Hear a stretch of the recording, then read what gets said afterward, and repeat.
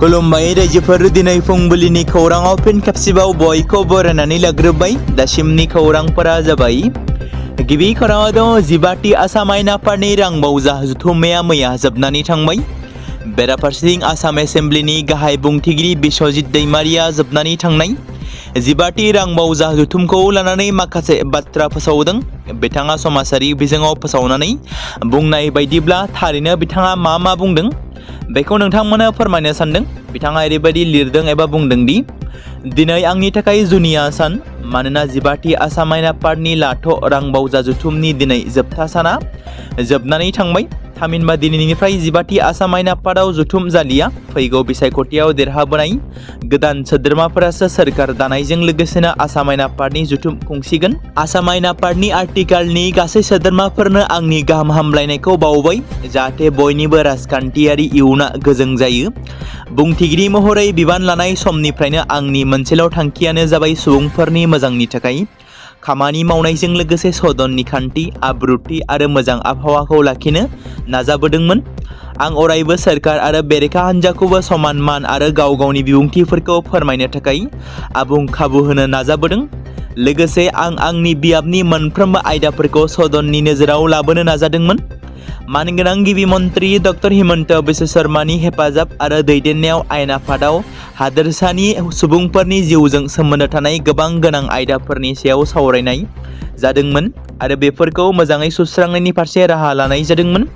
आंनि बुंथिगिरि बिबान मोननाय 5 बोसोरनि आमोलाव रायजोनि गोनांथार गासै 307 बिखान्थि दैखांनायजों लोगोसे आयेन महरै गनायथि होनाय जाबाय।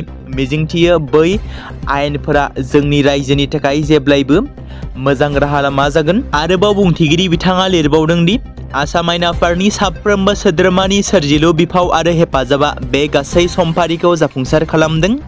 बिथांमोननि मदद आरो सांग्रां बाहागो गैयामोनब्ला बे समखौ एसेबां गोरलैयै मावफुंलांनो हानाय नङामोन। आं बिसोरनि फारसे गोसो गोरबोजों साबायखर बावहरो। लोगोसे आसाम आयेन आफाद नेहाथारिनि गासैबो मावख'गोरा मावदांसानो आंखौ हेफाजाब होनायनि थाखाय साबायखर बावबाय।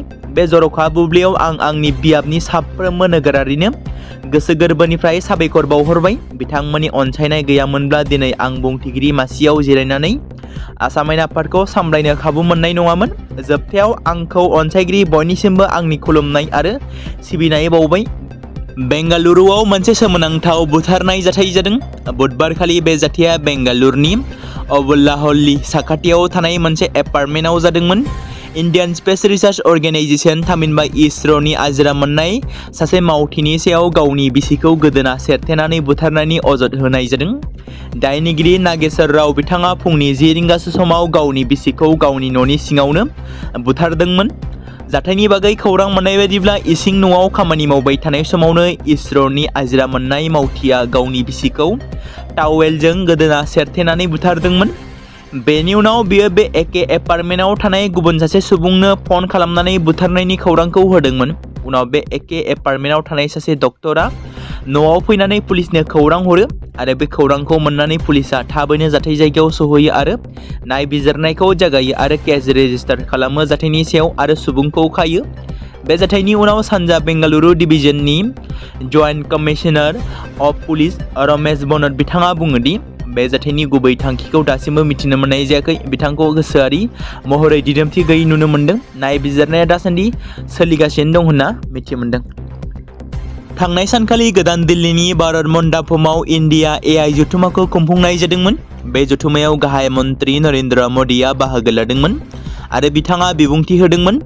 दिल्लीयाव जानाय इन्डिया एआइ समिटआ बिरोंदामिनारि आशावादनि मोनसे खौरां होदों। जेब्ला खायसे एआइआ गिनाय नुयो अब्ला खायफाया बेयाव इयुनखौ नुयो। आं गोग्गानानै बुंनो हायोदि भारतआ आर्टिफिशियेल इन्टेलिजेन्सआव गावनि इयुनखौ मोनबाय। बे बाथ्राखौ बुंदों हादोरनि गाहाय मन्थ्रि नरेन्द्र मदि बिथाङा। मख'नो गोनांदि डिजिटेल मुगायाव सोलायनायनि गोख्रैथिखौ नोजोर होनानै गाहाय मन्थ्रि बिथाङा बुङो दि एआइआ मेसिनफोरखौ इन्टेलिजेन्स खालामदों, नाथाय बेनिख्रुइ गोनांसिन बाथ्राया बेनोदि बेयो सुबुं गोहोखौ गोबां बांहोदों। सिगाङाव बिरोंदामिननि गोहोमखौ नुनो मोननायाव गोबां बोसोर नांगौमोन। दिनै मेसिन लार्निंनिफ्राय लार्निं मेसिनसिम दावबायनाया सिगांनिख्रुइ गोख्रैसिन जादों आरो गोथौसिन आरो गुवार जादों होनना बिथाङा बुंदों। मख'नो गोनांदि बे जथुम्मायाव गुबुन गुबुन हादोरफोरनिफ्राय फैनानै गोबां थान्दैफ्रा बाहागो लादोंमोन होनना रिपर्टआव फोरमायदों। बर' सावथुन नायनानै मोजां मोनग्रा बर' रायजो राजाफोरनि थाखाय मोनसे गोजोनथाव खौरां। सानजारां बर' आबुं बर' सावथुनखौ सापागुरिनि इउनिभार्सेल स्टुडिअ'आव दिन्थिफुंनो थाखाय लाहार फाहार खालामबाय। प्रवीण बर'जों लिरजानाय एबा दिथा होजानाय बर' सावथुन सानजारां सावथुनखौ जायफोर बिथांमोना नायनो थाखाय नेनानै दंमोन बिथांमोना बे सावथुनखौ बोहैथि दाननि 20 अक्ट'खालि एबा दिनैनिफ्रायनो नोंथांमोना नायनो हासिगोन। फैगौ 26 अक्ट'बर खालारसिम इउनिभार्सेल स्टुडिअ'आव नुनो मोनगोन। अनलाइन आरो अफलाइनाव टिकेट लानो गोसोब्ला नोंथांमोना 8638974987 जानबुं नम्बराव फोनांजाब खालामनो हागोन। मैया कंग्रेसनि दैदेनगिरि प्रियंका गान्धीआ आसामाव सफैनो हादों। बरझारनि लकप्रिय गपिनाथ बरदलै इन्टारनेशनेल बिरखं गाथोनाव ओंखारनायनि उनावनो प्रियंका गान्धीआ थोंजोङै जारिमिनारि कामाख्या मन्दिरसिम थांनानै फुजा खालामहैयो। मा कामाख्यानि आथिङाव गंलायनानै प्रियंका गान्धीआ 12:30 रिंगासो समाव गुवाहाटीआव सफैनो हादोंमोन। मख'जाथावदि बिधान सभानि बिसायख'थि खाथि सफैनाय लोगो लोगोनो कंग्रेसनि दैदेनगिरि एबा MP प्रियंका गान्धीआ साननैनि दावबायनाय हाबाफारिनि गेजेरजों मोनसे जायगानिफ्राय गुबुन मोनसे जायगासिम मेहेरगोनां हाबाफारि एबा बिसायख'थि सावरायमेलाव बाहागो लागोन। मख'नो गोनांदि फैबाय थानाय आसाम बिधान सभा बिसायख'थिनि थाखाय प्रियंका गान्धीखौ कंग्रेस दोलोनि बिजाथि सायख'नाय कमिटिजों लोगोसे स्क्रिनिं कमिटिनि गाहाय बिबानबो होनाय जादों। बे बिबानखौ मोननायनि उनाव प्रियंका गान्धीआ गिबि खेबनि थाखाय आसामाव फैदों। बिथाङा फैबाय थानाय बिसायख'थिनि थाखाय बिजाथि सायख'नायाव मैखोमै बिफाव लागोन। मिथिनो मोननाय बादिब्ला दिनै 11:30 रिंगायाव प्रियंका गान्धीआ गुवाहाटीआव थानाय राजीव भवनाव जानाय मोनसे हाबाफारियाव बाहागो लागोन। राजीव भवनाव प्रियंका गान्धीआ फुंनि 11:30 रिंगानिफ्राय सानजौफु 12 रिंगासिम बिसायख'थि कमिटिनि मेलाव बाहागो लागोन। बेनि उनाव बियो सानजौफु 12 रिंगायाव फिन मोनसे सुबुंगुमायाव बाहागो लागोन होनना मिथिनो मोनदों।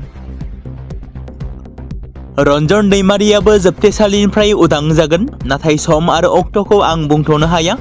बे बाथ्राखौ बुंदोंमोन थांनाय माखासे सानखालि BTCनि चिफ हाग्रामा महिलारि बिथाङा।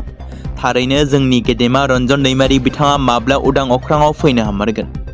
मख'नो गोनांदि मोनसे समाव बर' हारिनि अलखद समाव हारिनि रैखाथिनि थाखाय आलादा रायजो बड'लेण्डनि थाखाय आखायाव हाथियार लानानै सोमावसारबोनानै गोबाव बोसोर जोबथेसालियाव थानांनाय जोंनि गेदेमा NDBनि गायसनगिरि NDBनि आफादगिरि रन्जन दैमारि बिथाङा माब्ला उदां अख्राङाव फैनो हागोन। थांनाय माखासे सान सिगाङाव बिथां गेदेमानि NIA केसनि सुप्रिम कर्टआव मोनसे बेल हियारिंआ जानो गोनांमोन, नाथाय आबुं महर मोनफुङाखैसै, जेराव माखासे सुबुंफोरनि सिगांग्रो हियारिं जानायाव सम थोस्लाबैनि थाखाय जाफुङाखैसै। आसा खालामो गेदेमा रन्जन दैमारिनि बेल हियारिंनि कालारा फिन गोदानै फोसावजाफिनो आरो बिथांनि बेल हियारिंआ जाहाथे जायो आरो बिथांनि केसआ बोखारजायो। मख'नो गोनांदि बर'फोरनि थामथि गोरोबथा BTR गोरोबथा बादियै बारग' NDBफोरनि जेंना जोबथेसालियाव थानांनाय गासैबो सोद्रोमाफोरा उदां जानायनि दफाया दंमोन BTR एकर्डनि गेजेरजों। BTCआव 5 बोसोर प्रमद बर'नि सोरखार खुंथाय समाव BTR एकर्ड बादियै माखासे बारग' NDBफोरा जोबथेसालिनिफ्राय उदां अख्राङाव फैनो हादोंमोन, नाथाय गेदेमा रन्जन दैमारि बिथाङा जोबथेसालियावनो थानाङो। 2025 जोबनाय समाव रन्जन दैमारिनि मोनसे हियारिं जानो गोनांमोन, जेराव बेनि सोलाय बोहैथि बोसोर 2026 मायथाइनि 29 जानुवारि खालाराव सुप्रिम कर्टनि हियारिं दंमोन, नाथाय सम थोस्लाबैनि जाहोनाव जाफुङाखैसै। बेराफारसेथिं गोबां समफोरावनो गोजौ बिबानाव थाबोनाय गोजौ थाखोनि दैदेनगिरिफ्रा दिनैनि दिनाव मोनसेबो एकर्ड गैयादि सासे एकर्ड सागानगिरिया जोबथेसालियाव थानांनाय। बे बिथिंखौ नोजोर बोनानै BTCनि चिफ हाग्रामा महिलारियाबो बुंबोबाय थादों, एकर्ड खालामबाय, नाथाय एकर्ड खालामनानैब्लाबो एकर्डनि सागानगिरिया मानो जेलाव थानांखो? आं बिथांखौ उदां अख्राङाव लाबोनो थाखाय हाबा मावगोन। बे बाथ्राखौ बुंबोबाय थादों BTCनि चिफ हाग्रामा महिलारि बिथाङा। आसा खालामो थाबैनो हाग्रामा महिलारिनि सोरखार खुंथाय समावनो जाहाथे बिथां गेदेमाया जोंनि गेजेराव उदां जानानै फैनो हायो। आसा खालामो फिन आरोबाव हाग्रामा महिलारि दैदेननाय सोरखार खुंथाय समावनो जेन गेदेमा बिथाङाबो उदां जानानै जोंनि गेजेराव फैनो हायो। नगाव टाउन आरो बेनि खाथि खालानि ओनसोलफोराव हान्थामेला राहाखौ बांसिन मोजां आरो सुबिदा गोनां खालामनायनि थांखिजों जिल्ला खुंथाया मोनसे गोनांथार आगान लादों। फैगौ 25 फेब्रुवारि खालारनिफ्राय नगाव जिल्लायाव मोन' गोदान बास सिबिथायखौ फोसावनाय जागोन। बे हाबाफारिखौ नगाव जिल्ला खुंथाय आरो जिल्ला हान्थामेला बिफाननि जथाय नाजानायाव खुंनाय जागोन। बे सिबिथायखौ बेखेवनाया नगावनि नेहुराबारि गेलेग्रा फोथाराव जागायगोन। जिल्ला खुंथाया बे हाबाफारियाव नगाव ओनसोलनि सुबुंफोर आरो गोबांथार मानगोनां सुबुंफोरा बाहागो लागोन होननानै आसा खालामदों।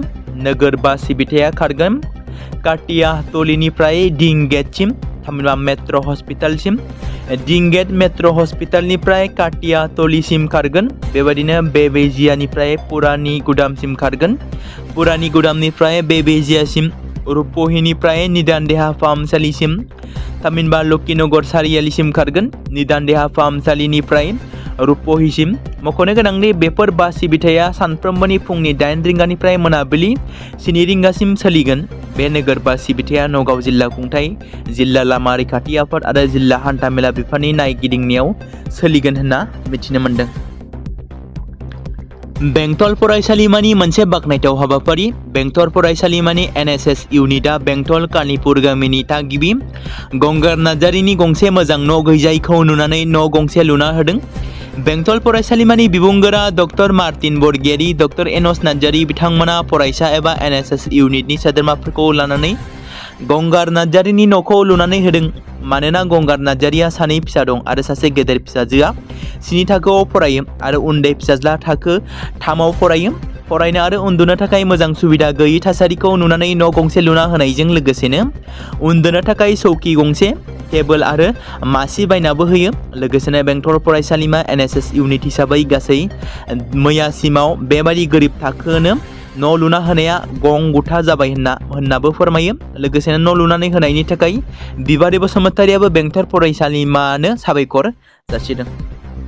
आसामनि देरसिन आनजाद APSC आनजादखौ थांनाय 14 फेब्रुवारि खालाराव गोदानै आनजादनि फिथाइखौ रोखायै फोसावफिननायनि उनाव बर' हारिनिफ्रायबो सा 9 बिजाथिफोरा उथ्रिसार जानो हादोंमोन। फारियै अमरज्योति बर', डेभिड दैमालु बसुमतारी, पिंकु बर', क्लिन्टन सोरगियारि, प्रसेनजित बसुमतारी, प्रिन्स टम हाज'वारि, हर्षजित बसुमतारी, ऋषिकेश बसुमतारी आरो मुसुखा ब्रह्म बिथांमोना। बेनि गेजेरावनो आसाम पाब्लिक सार्भिस कमिसन थामहिनबा APSC नि CCE आनजादाव दतमा दखरा दुलाराय बर' फरायसा आफादनि सिङाव थानाय बंसिगाव गामिनि मुसुखा ब्रह्मआ फाइनान्स सार्भिस ग्रेड 2 महरै उथ्रिसार जानो हानाय बिथांखौ मैया क'क्राझार जिल्ला दुलाराय बर' फरायसा आफादनि मोनसे हानजाया लोगोसे दतमा दखरा दुलाराय बर' फरायसा आफादनि मोनसे हानजाया जथायै थांनानै बिथांनि नखराव बिथां मुसुखा ब्रह्मखौ लोगो हमनानै आर'नाइजों बरायहैनाय लोगोसे बिथांनि दिथागिरिफोरखौबो आर'नाइजों बरायहैनाय हाबाफारि लानाय जादों। आसाम हादोरसानि बाहेराव सासे असमिया सुबुंनि आरोबाव मोनसे सोमोनांथाव थासारियाव जिउ गोमानाय जाथाय खौरां मोनदों। बे जाथाया गासै ओनसोलावनो दुखुनि थासारि लाबोदों। थैनाय सुबुंखौ धेमाजि जिल्लानि बिजयपुर गामिनि सतिया सयकिया होननानै सिनायथिनाय जादों। जाय सुबुङा थांनाय 14 फेब्रुवारि खालि खामानि मावनो थाखाय न'निफ्राय केरेलायाव थांदोंमोन। बेनि उनाव बिथांनि नखरनो खौरां हरनाय जादोंमोन दि बिथांखौ जिउ फोजोबनायनि हुमखि मोनदों। बिथाङा अन्ध्र प्रदेशनि तेलानी जंक्शननिफ्राय गावनि नखरनो जोबथा फन खालामदोंमोन। अखानायै फुङाव बिथांनि नखरनि सुबुंफोरा बिथांनि थैनायनि खौरांखौ मोनदोंमोन आरो बिखौ सोर बुथारदोंमोन आरो मानो बुथारदोंमोन दासिम मिथिनो मोननाय जायाखै। पुलिसनि नायबिजिरनायाव गासैबो फोरमायथिखौ मोनगोन होननानै रिपर्टआव फोरमायदों। समाव बर'नि मुंदांखा इउटुबार बि-बयसआ मोनसे इमोशनेल भिडिअ होनायखौ नुनो मोनदों। जेराव थांनाय सानखालि बिथाङा गावनि फेसबुक एकाउन्टनि गेजेरजों मोनसे पस्ट एबा रिल्स भिडिअ शेयार खालामनायखौ नुनो मोनदों। जेराव बिथांनि रिल्स भिडिअ एबा पस्टआव गोबां सुबुंफोरा एबा बि-बयसखौ मोजां मोनग्रा फेन्सफोरा एबा सुबुंफोरा बिथांखौ सोंहरदों दि मा जाहोनाव बेबादि पस्ट खालामखो। नाथाय बिथाङा पस्टनि केप्शनाव लिरनानै होनाय बायदिब्ला आनजादाव हायैनि थाखाय बेबादि दुखु जादों होनना बिथाङा लिरदों। ड्राग्सनि बेरेखायै काछार पुलिसनि फिन आरोबाव गोख्रों अपारेशना सोलिदों। थांनाय मोनायाव मोनसे आन्दो सुलुंनि सायाव बिथा खालामनानै लखिमपुर समा जिल्लार पुलिस सुपारिनटेन्डेन्ट प्रिथिबराज राजकुमारनि दैदेननायाव पुलिसआ मेहरपुर बाइपासाव सिग्रोमो आरो गंसे गारिनिफ्राय गोबां बिबांनि हिर'इनखौ बोखांनो हादों। जेराव मारुति सुइफ्ट डिजायरखौ नागिरनायाव पुलिसआ गारिनि थाखोमानाय कम्पार्टमेन्टनिफ्राय हिर'इन गोनां गासै मोन 55 साबोननि बाक्सुफोरखौ बोखांनो हादोंमोन। बाक्सुनिफ्राय गासै 675 ग्राम हिर'इनखौ बोखांनो हायो। जब्द खालामनाय हिर'इननि बेसेना 45 मिलियन रांसो जागोन होनना मिथिनो मोनदों। बेराफारसेथिं पुलिसा ड्राग्स जगायनायनि दायाव सासे सुबुंखौबो खायो। हमजानाय सुबुंखौ सन्जीब आहमेद लास्कार होनना सिनायथि मोननाय जादों। पुलिसा नायबिजिरनायखौ खालामगासिनो दं होनना रिपर्टआव फोरमायदों। सासे आइजो इउटुबारा सनिबारखालि दाबि खालामदों दि दिल्ली मुलुगसोलोंसालिनि नर्थ केम्पासाव मोनसे हेंथा हानजा सुरनायनि समाव बिखौ गाग्लोबदोंमोन आरो बिखौ नारसिननानै लांनो नाजादोंमोन। फारसेथिं मोनसे फरायसा हानजाया बे अजदखौ नेवसिदों। फारसेथिं दिल्ली मुलुगसोलोंसालि थामहिनबा DUनि भाइस चेन्सेलर जगेश सिंह बिथाङा बुङो दि बे जाथाया साननो गोनां आरो समाजारि गोरोबलायनायखौ लाखिनाया साफ्रोमबो सुबुंनि बिबान। दुलाराय भारत फरायसा आफाद थामहिनबा एसाया बुंदों दि UGCनि नेमखान्थिखौ लानानै सोमावसारनाया गोजोनै आरो इउटुबारा जाथायथिलियाव थांनानै सासे खौरांगिरिजों मोगा-मोगि जानायनि उनाव बे मावथिफोरा आखाइ होदोंमोन। बे अजदफोरखौ नंखाय आरो थुलुंगा होजानाय होननानै बुंदों आरो बेनि सानै सोद्रोमाखौ उनाव पुलिस थानायाव लानानै थांना सिगि-सग' खालामनाय जादोंमोन। गाज्रि आखु दिन्थिनाय जादोंमोन जेब्ला बिथांमोना अजद होनो थांदोंमोन। फरायसा हानजाया बेखौबो बुंदों दि अनलाइन फोसावजानाय भिडिअफोरा जाथायनि गासै फारिखौ दिन्थिया। जाथायनि गोबां भिडिअफोरखौ ससियेल मिडियायाव फोसावनाय जादों, जेराव मोनफ्रोमबो हानजाया दाबि खालामदों दि बिबाना गुबुन सासेनि आखायाव दं। दिल्ली पुलिसआ बुङो दि इउटुबार आरो सासे आइजो आयशा फरायसानि अजदनि सायाव बिथा खालामनानै मोननै FIR होनाय जादों। आइजो इउटुबारा बुङो दि बियो UGCनि गोदान नेमफोरखौ मावफुंनो दाबि खालामनानै सोमावसारनायखौ खालामदोंमोन आरो बेनि मुंखौ सोंनायनि उनाव गाग्लोबदोंमोन होनना मिथिमोनदों।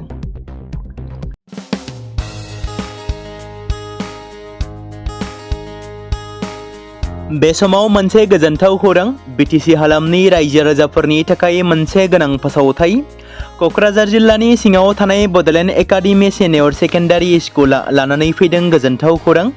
बड'लेण्ड एकाडेमि सिनियर सेकेन्डारि स्कुला 2026 आरो 2027 सोलोंथाइ बोसोरनि थाखाय लानानै फैदों नार्सारिनिफ्राय लानानै थाखो 9 सिम फरायसा आरो फरायसुलिफोरनि गुनगोनां सोलोंथाइनि थाखाय खम बेसेनावनो गोदानै मुं थिसननायनि खाबुखौ होगासिनो दं। मख'जाथावदि क'क्राझार जिल्लानि हल्टुगाव आउटपस्टआव थानाय क'क्राझार तिनिआलिनि बड'लेण्ड एकाडेमि सिनियर सेकेन्डारि स्कुला गुनगोनां सोलोंथाइ होनायजों लोगोसे थाखो 9 नि थाखाय इलेक्टिभ साबजेक्ट महरै मेथामेटिक्स, जिअ'ग्राफि, हिन्दी, हिस्टरि बायदि आयदाखौ लानो हागोन। मोजां सोलोंथाइ लानायनि अनगायैबो बड'लेण्ड एकाडेमि सिनियर सेकेन्डारि स्कुलाव उफ्रा सोलोंथाइ हिसाबै environment field study, English speaking course बायदिखौ लाफानानै सोलोंथाइ लानो हागोन। बेनि अनगायैबो गोजान लामा हान्थिनानै फरायग्रा फरायसा फरायसुलिफोरनि थाखाय आलादायै मोजां हस्टेलाव थानानै फरायनो हानायनि खाबुफोर होनाय जादों। बेनि थाखाय नोंथांमोना आबुङै मिथिबावनो थाखाय एबा थोंजोङै फोनांजाब खालामहर 9101 488 399 जानबुं नम्बराव। बे समाव मोनसे गोनां फोसावथाय। बर' सावथुन नायनानै मोजां मोनग्रा गासै बर' रायजो राजाफोरनि गेजेराव लानानै फैदों मोनसे बर'नि OTT प्लेटफर्म गोनां, जाय प्लेटफर्मनि गेजेरजों नोंथांमोना बर'नि गोदान सावथुनफोरखौ नुनो मोनगोन। थांनाय माखासे बोसोर सिगां बर'नि गेजेराव लानानै फैनाय निउबो एप बायदिनो फिन आरोबाव लानानै फैदों बर' रायजो राजाफोरनि थाखाय। बे बाथ्राखौ मख'नाया गोनांदि 2025 मायथाइनि जानुवारि दानाव ओंखारनाय आंगो स्ट्रिम मुंनि मोनसे OTT प्लेटफर्म गोनां निउबो एपनि गेजेरजों नोंथांमोना गोबांथार बर'नि सावथुनफोर जेरै ट्रेजेडि, रमान्टिक, एक्शन आरो कमेडिजों बुंफबनाय सावथुनफोरखौ नुनो मोनगोन। जेरै सनानि नखर, थांखि गैयै समाज, अनसुला आफा, हिर', बिमा बायदि बाजै, अर, थैसाम, वान्टेड, संदान आरो रं नाम्बार बायदि सावथुनफोरा मख'जाथाव। बेफोर सावथुनफोरखौ नायनो थाखाय नोंथांमोना गिबियावनो आंगो स्ट्रिम एपखौ गावनि मबाइलाव थानाय प्ले स्ट'रनिफ्राय डाउनल'ड खालामनानै लोगोसे इनस्टल खालामनानै गावनि मबाइल नाम्बारजों लगइन खालामनानै लाग्रोनांगोन। बेनि उनाव नोंथांमोना गोबांथार नुनो मोनै सावथुनफोरखौ गुगोल पे, फन पे आरो पेटिएमजों रं नाम्बार सावथुनखौ नायनो थाखाय 60 रां आरो संदान सावथुनखौ नायनो थाखाय 80 रां, वान्टेड सावथुनखौ नायनो थाखाय 60 रां, थैसाम सावथुनखौ नायनो थाखाय 60 रां बेबायदिनो गोबांथार नुनो मोनै सावथुनफोरखौ नायनो थाखाय सुबिदा खालामनानै होदों आंगो स्ट्रिम प्लेटफर्मा। फिन नोंथांमोननि गेजेराव फोरमायबावनो लादों बर' सावथुन नायनानै मोजां मोनग्रा गासै बर' रायजो राजाफोरनि गेजेराव लानानै फैदों मोनसे बर'नि OTT प्लेटफर्म गोनां, जाय प्लेटफर्मनि गेजेरजों नोंथांमोना बर'नि नुनो मोनै सावथुनफोर जेराव गोजाम सावथुनफोरखौ नुनो मोनगोन। बे बाथ्राखौ मख'नाया गोनांदि 2025 मायथाइनि जानुवारि दानाव दिहुनजानाय आंगो स्ट्रिम मुंनि मोनसे OTT प्लेटफर्म गोनां एपनि गेजेरजों नोंथांमोना गोबांथार बर'नि ट्रेजेडि, रमान्टिक, एक्शन आरो कमेडिजों बुंफबनाय सावथुनफोरखौ नुनो मोनगोन। जेरै रं नाम्बार संदान वान्टेड थैसाम अर बिमा बायदि बाजै हिर' अनसुलाफा थांखि गैयि समाज सनानि नखर बायदि बायदि सावथुनफ्रा मख'जाथाव। बेफोर सावथुनफोरखौ नायनो थाखाय नोंथांमोना गिबियावनो आंगो स्ट्रिम एपखौ गाव गावनि मबाइलाव थाखानाय प्ले स्ट'रनिफ्राय इनस्टल खालामनानै गावनि मबाइल नाम्बारजों लगइन खालामखांनायनि उनाव नोंथांमोना गोबांथार नुनो मोनै सावथुनफोरखौ गुगोल पे, फन पे आरो पेटिएमजों रं नाम्बार सावथुनखौ नायनो थाखाय 60 रां, संदान सावथुनखौ नायनो थाखाय 80 रां, वान्टेड सावथुनखौ नायनो थाखाय 60 रां, थैसाम सावथुनखौ नायनो थाखाय 60 रां, बेफोरबायदिनो अर सावथुनखौ नायनो थाखाय 60 रां पे खालामनांगोन। बेबायदिनो गोबांथार नुनो मोनै बर' सावथुनफोरखौ नायनो थाखाय सुबिदा खालामनानै होदों आंगो स्ट्रिम प्लेटफर्मआ।